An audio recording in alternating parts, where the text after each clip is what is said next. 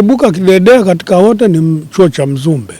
Chuo cha Mzumbe kimeinuka kidedea kwa sababu kwanza ni mara yake ya kwanza kwenye maonesho haya. Pili, wao wamekuja kuonyesha umahiri wao kwamba wanaweza kudahili wanafunzi mwaka huu kuanzia certificate, diploma hadi degree. Naitwa Dr. Lihoya Chamwali, ni mhadhiri mwandamizi kutoka Chuo Kikuu Mzumbe.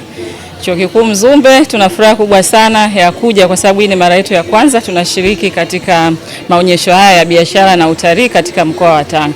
Kumeshiriki hapa kuja kutangaza fursa mbalimbali zinazopatikana Chuo Kikuu Mzumbe, zikiwemo ni fursa za masomo mbalimbali katika ngazi ya cheti, diploma, degree, masters mpaka PhD. Lakini vile vile tuko hapa pia kwa ajili ya kutangaza fursa mbalimbali zile za uwekezaji.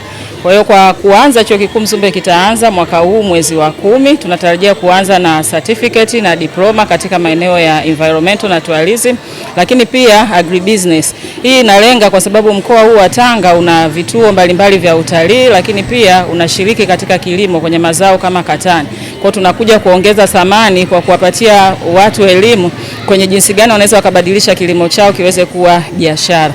Lakini mbali ya hivyo pia tuko hapa katika maonyesho haya kutangaza fursa mbalimbali za uwekezaji zinazopatikana katika kampasi yetu ya Tanga. Kampasi yetu ya Chuo Kikuu Mzumbe hapa Tanga inapatikana katika wilaya ya Mkinga katika kijiji cha Gombero.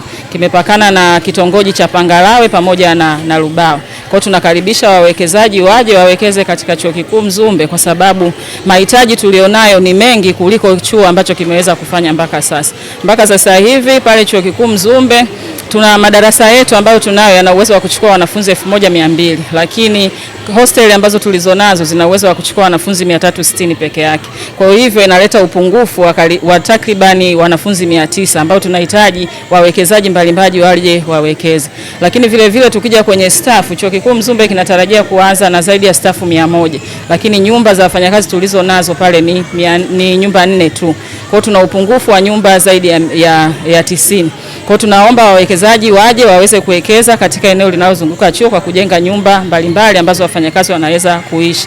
Lakini vile vile tunawakaribisha, kuna fursa za kuwekeza katika biashara mbalimbali, masaluni, maduka ya biashara, Tigo Pesa na huduma zingine mbalimbali ambazo kwa sasa hivi hazipatikani.